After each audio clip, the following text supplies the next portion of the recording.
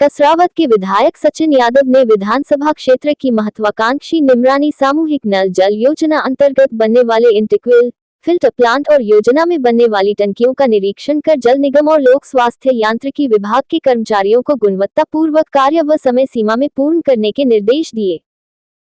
इसी कड़ी में कांग्रेस की कमलनाथ सरकार में कृषि मंत्री रहते हुए निमरानी सामूहिक नल जल योजना की स्वीकृति प्रदान कर निविदाएं भी आमंत्रित की गई थी, जिसका कार्य प्रारंभ होने ही वाला था कि दुर्भाग्य से भाजपा ने विधायकों की खरीद फरोख्त कर कांग्रेस की कमलनाथ सरकार को गिरा दिया और प्रदेश में भाजपा की सरकार काबिज हो गई। श्री यादव इसके बाद भी लगातार विधानसभा सत्रों के दौरान प्रश्नों के माध्यम से इस योजना को शीघ्र प्रारंभ करने की मांग को उठाते रहे और परिणामस्वरूप उक्त महत्वपूर्ण योजना की पुनः निविदाएं आमंत्रित कर कार्य एजेंसी तय कर दी गई और कार्य शीघ्र ही प्रारंभ होने जा रहा है। कसरावद विधानसभा क्षेत्र के 129 गांवों को निमरानी सामूहिक नल जल योजना के माध्यम से नर्मदा का पेयजल वितरित किया जाएगा और शासन प्रशासन स्तर पर करोड़ों की सौगात मिलने से क्षेत्र में खुशी का माहौल व्याप्त है।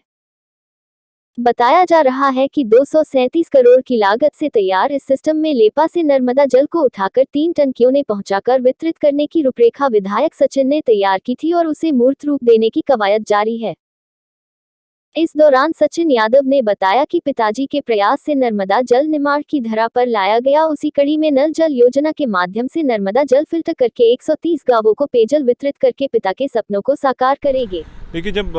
हमारी कांग्रेस की सरकार थी तो हमारी सरकार में हमने जल का अधिकार का कानून बनाने का काम हमारी सरकार के दौरान हम लोगों ने करा था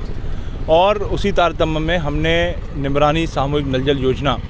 का प्रस्ताव हमने बनवाया था और वो प्रस्ताव बनवा करके हमने उसकी निविदाएं जारी करके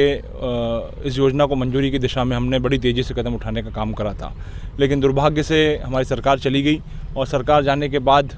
जो विलम्ब हुआ उस दौरान हमने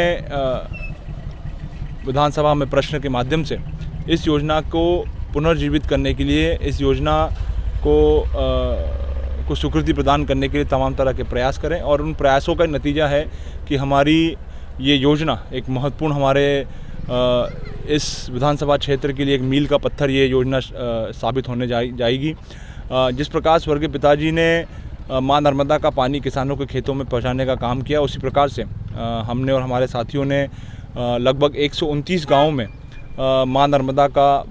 पानी, शुद्ध पेयजल फिल्टर्ड पानी पहुंचाने की योजना हमने स्वीकृति कराई है, जिसकी लागत लगभग 237 करोड़ रुपए है और जिसको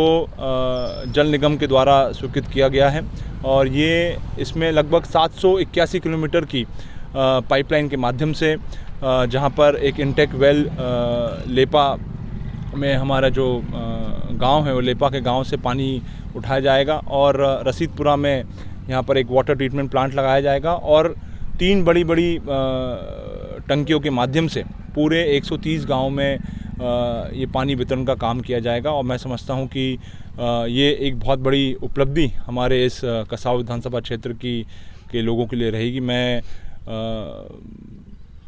जो है मां नर्मदा का आशीर्वाद जो है हमारे पूरे क्षेत्र पे लगातार बना रहा है और जो है उन्हीं के आशीर्वाद का परिणाम है कि ये एक बड़ी उपलब्धि और एक बड़ी योजना जो है हमारे क्षेत्र के लोगों को समर्पित करने का काम हम लोग करने